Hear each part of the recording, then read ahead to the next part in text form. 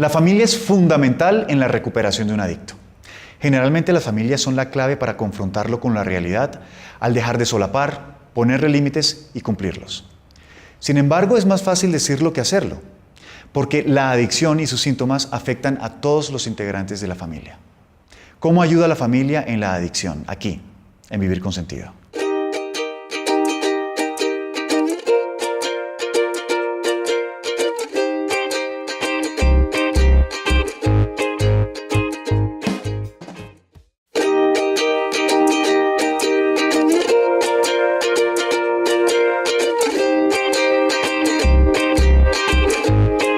Hola, bienvenidos a nuestro programa Vivir con Sentido. Efren, ¿tú crees que la familia sí tiene que ver con la adicción en uno de sus hijos? En una de las personas que sufre de alguna adicción, no sea solamente un tema de drogas, marihuana o cocaína, pepas. Pues ¿la familia tiene responsabilidad ahí? Tiene responsabilidad. No podemos decir que la familia es la causa de la adicción, pero lo que sí podemos decir es que genera un contexto que lo hace más vulnerable y sobre todo que pueden llegar a ser un impedimento para la recuperación si no aprenden a moverse distinto. Por eso hoy trajimos una especialista en el tema. María Cristina, bienvenida. Gracias, Efren. Bienvenida, María Cristina. Gracias. María Cristina Riveros. María Cristina es psicóloga, tiene una especialización en psicología clínica y psicoterapia del grupo de la UNAM, o sea, Universidad de México, ¿cierto? Universidad Nacional Autónoma de México. Muy bien. Además eres docente de la maestría en psicología clínica en la Universidad Javeriana y trabaja en el colectivo Aquí y Ahora. Sí, como terapeuta familiar. Soy Muy terapeuta bien. familiar. Muy activa, María Cristina. María Cristina, ¿qué pasa en una familia cuando se enteran de que existe un adicto? Yo creo que es un momento muy difícil para cualquier familia. Es un momento muy difícil y ocurren muchas cosas en ese momento. Pueden ocurrir muchas cosas. Puede ocurrir. Aceptar una realidad de estas es verdaderamente difícil para cada uno de los miembros de una familia. Entonces yo creo que en primer momento lo que ocurre es como una especie de negación, como una especie de esto no puede estar ocurriendo. Esto no me puede estar pasando a mí. Esto no me puede estar pasando a mí. Y luego viene otra pregunta que les complica mucho y que a veces obstaculiza también como la salida, y es ¿por qué me está pasando? Entonces entran, digamos, en una dinámica de culpabilización muchas veces, de es porque tú hiciste, porque tú aquello, de buscar como dentro de los orígenes de la familia, dentro de las familias de origen, como todas las causas, y lo que hace esto es como generar resistencia para abordar el tema. Para aceptarlo. Para aceptarlo, para darle la cara y decir, bueno, tenemos que hacer algo. Exacto. Es que es como un baldado de agua fría. Sí. Ahora, el asunto es que a veces aparecen, George, como señales, antes de que sea muy evidente, pueden aparecer señales, pero señales que uno invisibiliza. Sí. Porque es muy difícil pensar que un hijo de uno tenga un problema de drogas. Además, la gente lo asocia, si mi hijo tiene un problema de drogas, es porque he sido mala mamá. Sí. O es porque este hogar no ha funcionado. O algunas dicen, ¿qué van a pensar nuestros amigos? Llegan a ese punto que les preocupa más los amigos o el qué dirán. Esto no pasa en estas familias. Es un tema súper difícil. Es difícil, y a mí digamos, como en relación a lo que tú dices, lo que yo he visto es que las familias generalmente se enteran casi 2 años después del inicio de consumo. Mucho tiempo, ¿no, María Cristina? Mucho tiempo, por esto que tú decías de la invisibilización. Entonces, cuando se enteran, afloran también a la vez una cantidad de conflictos que de pronto están dentro de la dinámica familiar, pero que esta situación hace como que emerjan, por ejemplo, como conflictos entre la pareja, por ejemplo, que pueden estar ahí de base, de fondo, y una situación de estas permite como que muchos de los dilemas y de los conflictos que han estado dentro de la familia y que, la situación de crisis, porque la crisis... El detonante, digamos. El detonante, lo que hace es como generar un espacio para el cambio. Entonces, esta crisis lo que hace es como generar un momento de cambio para la familia. Bueno, pero realmente. eso debe ser un poco angustiante también, porque Claro, estaba yo pensando, claro. yo por ejemplo un papá pasivo, dedicado al trabajo, medio aislado de la crianza de mi hijo, y ella una mamá dedicada totalmente a eso, y sale un problema de drogas. Por su culpa, por no estar pendiente, por no haber estado como papá. Y él dice, y usted que estuvo pendiente, entonces lo hizo ¿Qué mal. hizo? Lo hizo Entonces mal. tenemos acá un conflicto los dos, mejor, no, yo creo que ya se le pasó, y aquí no vemos el conflicto, ¿no? Es muy fuerte. Claro. Sí, sí, yo creo que es muy fuerte. Y además, digamos, los chicos también o las personas también hacen todo lo posible porque eso no sea creíble en ese momento. O sea, si bien la familia niega en algún sentido la situación diciendo esto no puede estar pasando, no, no mi hijo, el hijo también puede estar diciendo eso no es mío, no sé qué hace eso ahí. Solo lo hice una vez. Solo lo hice una vez y pues una mamá frente a eso y con su propia angustia de enfrentar a un papá esta situación, pues fácilmente se puede decir, esperemos, ¿no? A lo mejor si esto es solamente algo transitorio. Un esto día, es algo una cosa de momento. transitorio. Sí. Ahí el tema complicado de Fren es la conciencia de saber que sí están haciendo algo malo o no. Porque a propósito de la marihuana, ¿cierto? Que es un tema de mitos y verdades y de realidades y cosas como camufladas que se inventan los niños o la sociedad para minimizar los posibles daños, ¿cierto? Entonces, cuando tampoco, si el niño o el joven no ve el peligro ahí, ay, ¿cómo manejan ese tema? Pues es que tienes que pensar, es que hay mucho papá o mucha mamá que se fumó un porro en la adolescencia. Exacto. O que se tomó unos tragos y juzgan por su experiencia y dicen, esto es transitorio, esto lo probó una vez, no va a ser tan grave, no va a pasar nada, como si la marihuana que se fumara hoy en día fuese la misma de hace 30 años, o como si el contexto fuera el mismo, o como si todos los seres humanos fueran iguales, o algo más delicado, como si yo fuera tan prepotente en la vida, como para pensar que yo soy la medida de todas las cosas, y como yo tuve una experiencia con alcohol y drogas y no me pasó nada, luego al resto de la humanidad No le va a pasar nada. no le va a pasar nada. Que es una postura un poco prepotente, un poco arrogante, ¿no? Narcisista. Sí. Aun cuando ya la situación sea muy complicada.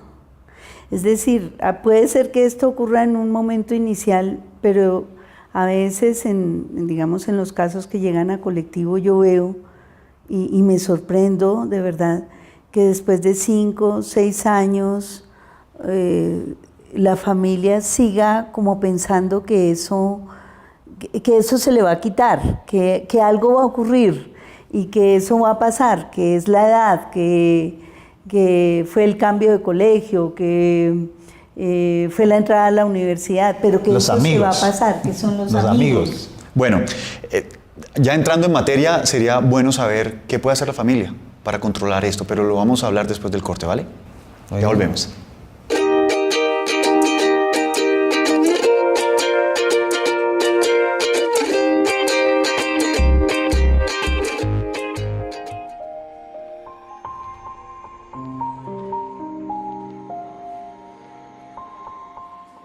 Pero para mí drogarse no tiene mucho que ver con la libertad, ¿sabes? Yo creo que si tú necesitas fumarte un porro para disfrutar una película de cine, ya vendiste la libertad. La libertad es poder hacer o no hacer lo que yo quiera. Que los seres humanos estamos condenados a ser libres y siempre tenemos opciones. ¿Cuál podría ser la solución? Lo que yo les aconsejaría es que le encuentren el sentido de su vida, que encuentren esas razones para ser felices.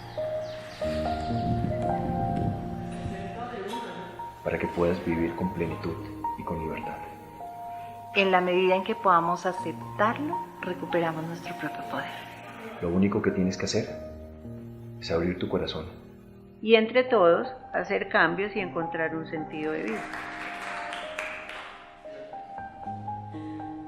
Si creemos que el cambio es posible, lo vamos a lograr.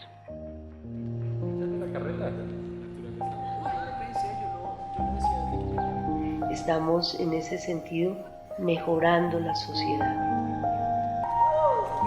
La libertad es poder decir, no vuelvo al infierno.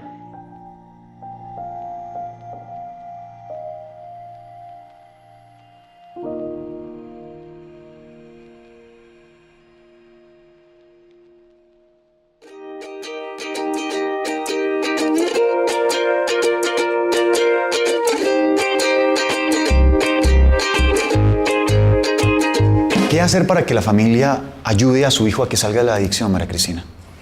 Yo creo que lo primero es como dejar de pensar que el problema está en el adicto. En el adicto, Solamente. En quien porta el problema, en el muchacho, en la muchacha, en el esposo, en quien sea, digamos. Porque generalmente pues nuestra cultura ha llevado a que eso se piense así, ¿sí? Como que somos seres desligados, desconectados y que no nos influimos y no incidimos en los demás. Entonces, esa es como la primera dificultad que yo veo a veces que presentan las familias, y es que quieren llevar al chico para que arreglen, para que lo cambien, para que le quiten, pero no piensan en que esa dificultad, ese problema, se ha construido en un contexto de relaciones y que ellos tienen que entrar a participar en un proceso y transformar su modo de relacionarse en ese mismo proceso. Entonces creo que esa es como la primera cosa, saber que tienen que entrar todos. Porque esa es una de las trampas, es decir, si bien la familia no es la causa, sí genera un contexto en donde eso se mantiene y se agrava y es posible que no se solucione. Quiere decir que uno de los elementos importantes es que la familia deje de buscar causas y se centre en las soluciones. Y las soluciones están en ellos, que eso es lo curioso. A veces creen que la solución está en él, pero no solamente está en él. Está en que ellos cambien la dinámica que tienen, el contexto que hace que eso se mantenga y que se desarrolle, y suceden cosas mágicas. Cambian, la gente deja las drogas. Dejar las drogas es posible. Lo que pasa es que es mucho más difícil si tiene que dejarlo sin ayuda de la familia, si la familia no se mueve. Y es mucho más fácil si tienen papás que están dispuestos a moverse. Exacto, y a reconocer, ¿no? María Cristina, ¿cuáles serían esas formas en que una familia se puede dar cuenta de que su hijo es adicto? ¿Cuáles son esas señales? Pues yo creo que hay como muchas señales que podrían, digamos, dentro de un contexto familiar, ser situaciones de alarma, cambios en la apariencia física, distanciamiento.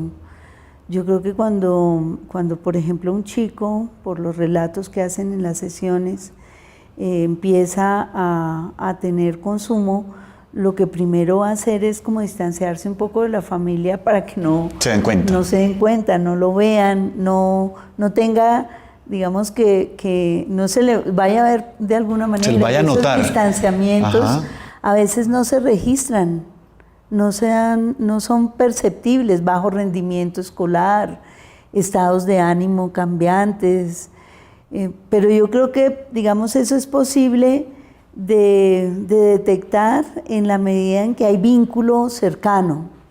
Si no hay un vínculo cercano va a ser muy difícil.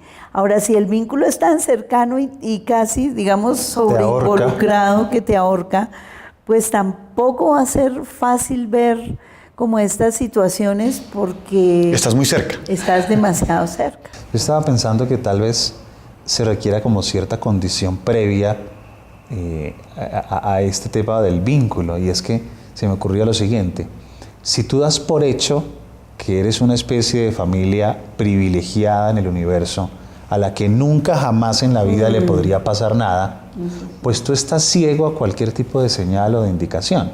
Es decir, cuando yo digo es que esto le pasa a las familias disfuncionales, y yo obviamente no soy una familia disfuncional. Miren, hay muchas investigaciones que muestran que tú tomas una familia disfuncional, le haces seguimiento durante 30 años y la mayoría de ellas no terminó en drogas. No terminó en drogas. Ahora, si tú tomas personas con problemas de adicción y miras hacia atrás, es probable que muchos de ellos vengan de familias disfuncionales. Pero una familia disfuncional no implica que termines en drogas. Tal vez tengas otros problemas, seguro. Tal vez tengas otros rollos, tal vez te hagas resiliente y más fuerte y no tengas otros rollos. Pero tenemos que sacarnos de la cabeza eso de que en mi casa no puede pasar. En mi familia puede pasar. ¿Por qué no? Yo no soy... ¿Dónde firmé que en mi casa no podían haber problemas? Claro.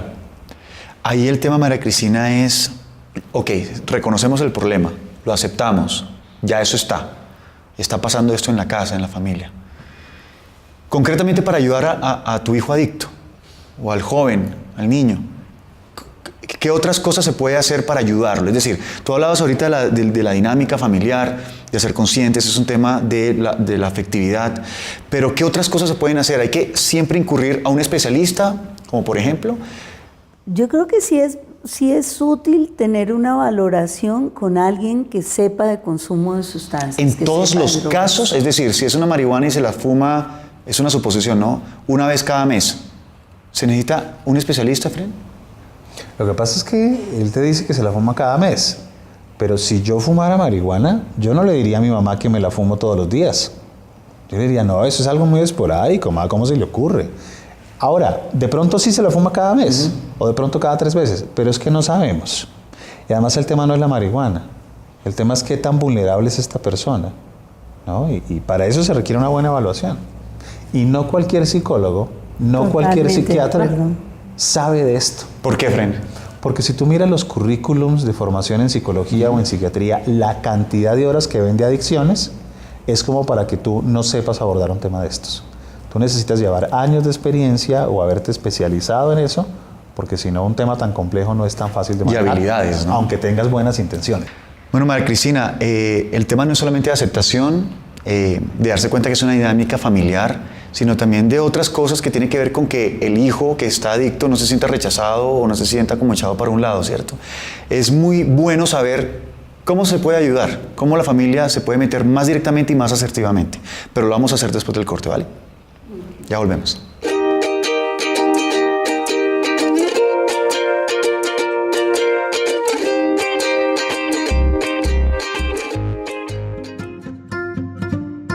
¿Qué es Te Apoyo?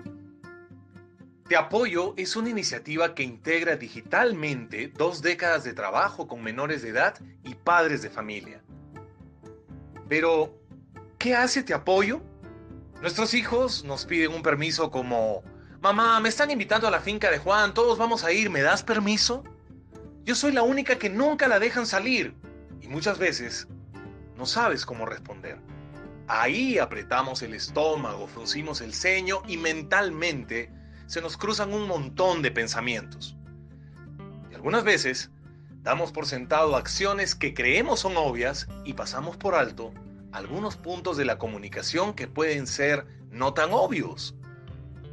Recordemos que somos generaciones diferentes. Entonces, muchas veces sentimos amenazada nuestra autoridad ante los cuestionamientos de nuestros hijos. Y para evitar explicaciones o razones de por qué no daremos un permiso, usamos una frase muy común. Porque yo soy su papá y mientras usted viva en esta casa, hace lo que yo diga, generando en los jóvenes un sentimiento de rechazo. El problema es que sin darnos cuenta podemos deteriorar la relación con nuestros hijos y los dejamos expuestos a peligros reales como el consumo del alcohol, la sexualidad y drogas en edades tempranas. Durante estas 2 décadas hemos recogido información de los temas más sensibles en la educación de los adolescentes. Así, no daremos por sentado nada obvio, ni dejaremos al sentido común una actividad que es nuestra responsabilidad como padres. Te Apoyo te dará herramientas y el conocimiento necesario para poder tomar una decisión adecuada y dar argumentos a tus hijos del por qué sí o no les vas a dar un permiso. También te vamos a retar para que por medio de tareas logres explorar la vida de tus hijos, darles apoyo y sentido. Que miremos juntos áreas que no se veían antes, ya que por el trabajo y la falta de tiempo, a veces olvidamos revisar. Así, estaremos más en contacto con ellos y fortaleceremos su entorno. Por último, si tienes dudas sobre su sexualidad, cómo poner límites, bullying u otros tantos riesgos a los que están expuestos, podrás consultar directamente a uno de los principales expertos para que te den una respuesta. Y así, seremos padres más seguros y tendremos hijos más felices.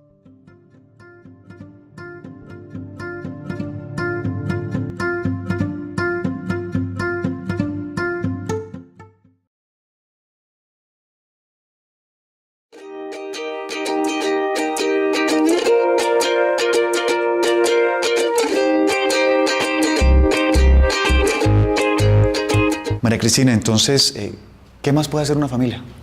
Yo creo que lo que primero tiene que hacer una familia es poder enfrentar las cosas, poder hablar de lo que está pasando.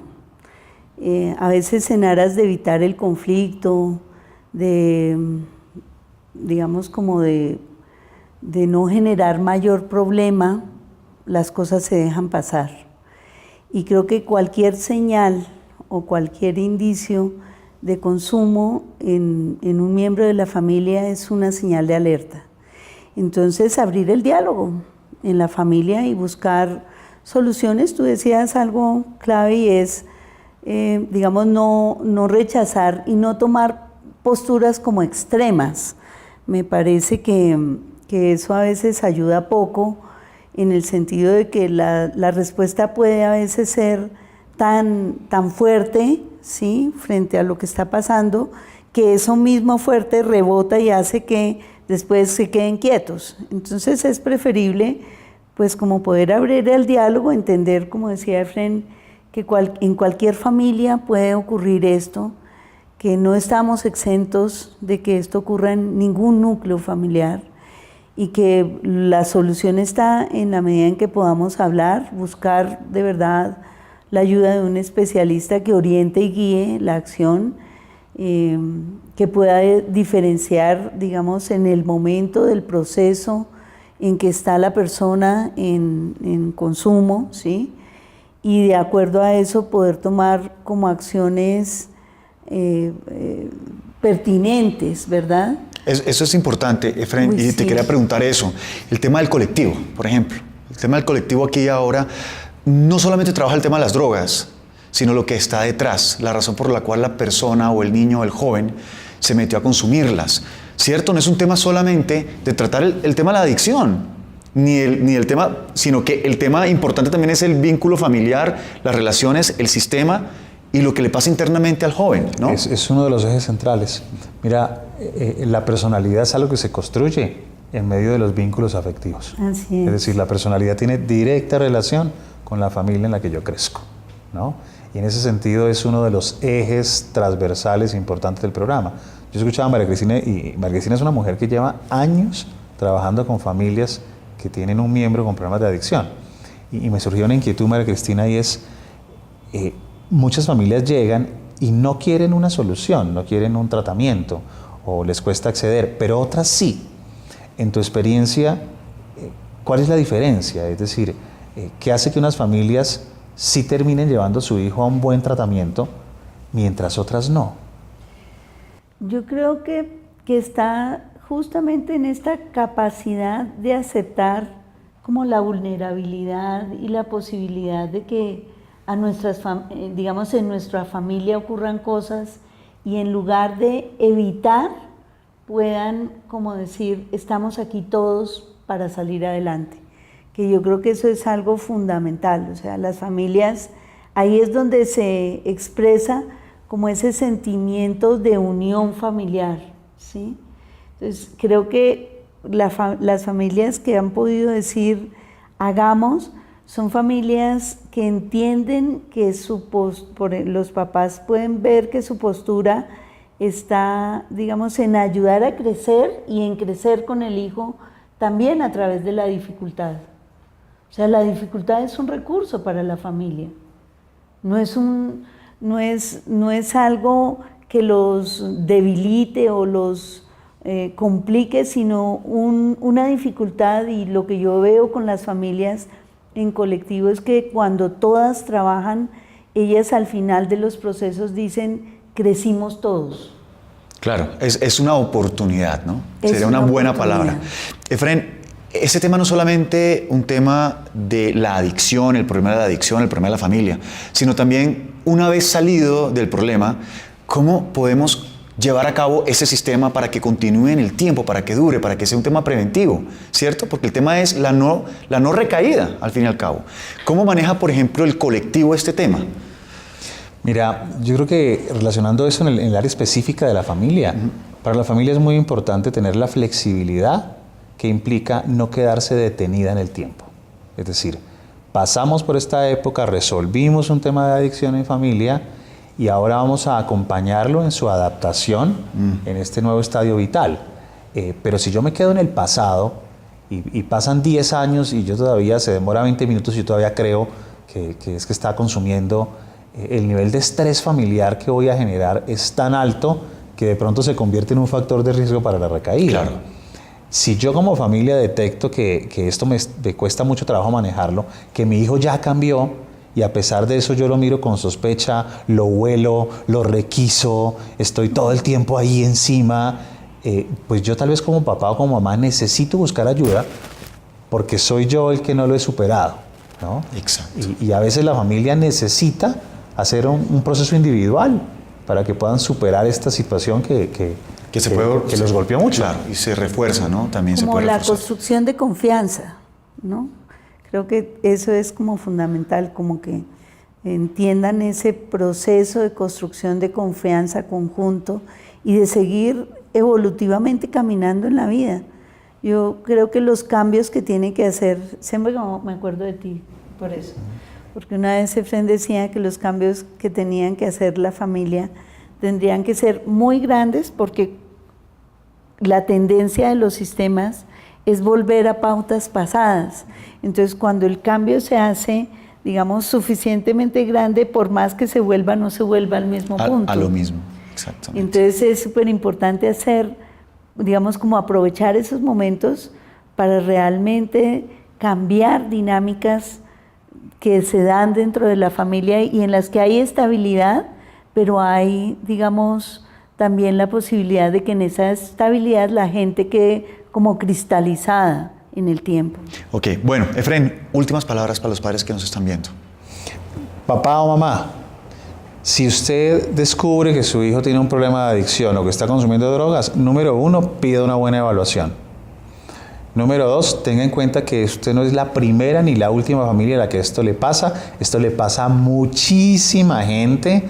No necesariamente va a ser el fin del mundo. Si usted se asesora bien, seguramente van a poder resolver esto. Y es más, van a estar en un nivel de funcionamiento con mayor autoconocimiento, con mejores vínculos, con mayor cercanía. Entonces, no sienta que necesariamente esto va a ser el fin del planeta. Si usted no hace nada, muy seguramente va a vivir una de las peores pesadillas que existen. Así es. Bueno, María Cristina, muchas gracias por habernos acompañado en nuestro programa. Gracias. Y a ustedes, muchas gracias.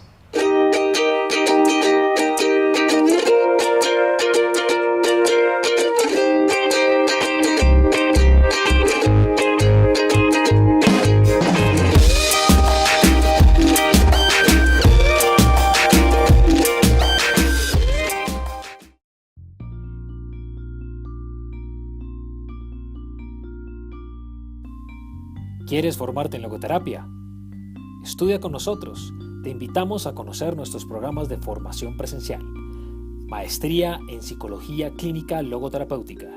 Formación en Coaching Existencial.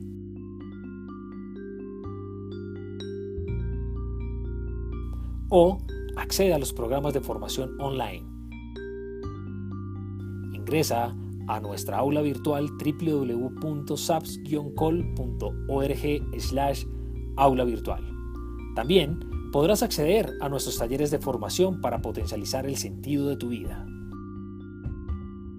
Ingresa a www.saps-col.org e inscríbete a todos nuestros programas de capacitación. SAPS, Sociedad para el Avance de la Psicoterapia Centrada en el Sentido.